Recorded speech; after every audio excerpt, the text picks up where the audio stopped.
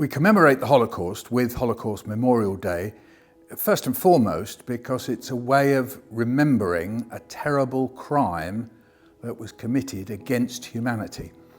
One of the greatest crimes in history. When people tot up the terrible total, some people say 11 million, 15 million people, innocent civilians killed, amongst them 6 million Jews, hundreds of thousands of people, sometimes called gypsies. And the Nazis also carried out these kinds of atrocities against people who they described as criminally insane, and also carried out crimes against gay people as well.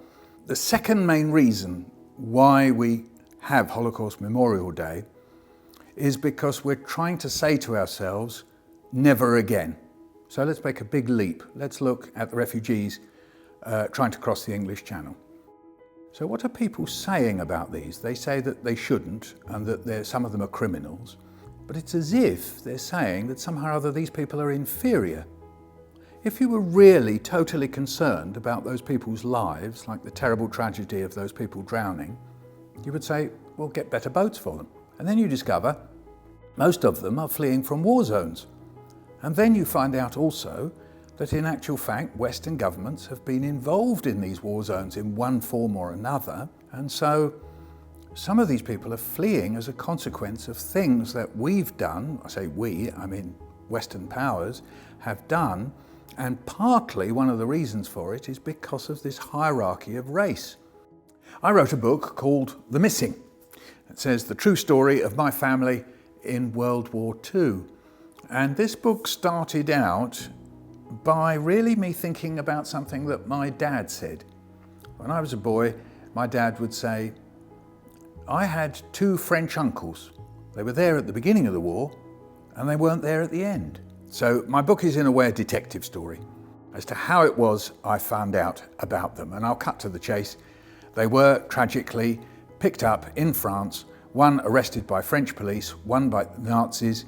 The one by the Nazis was married, and I found that out, to a woman called Rachel. These two brothers were called Oscar, also known as Yeshi, and Martin, both Rosens.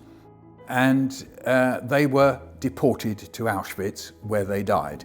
You can see here teachers' notes to go with the book to help teachers.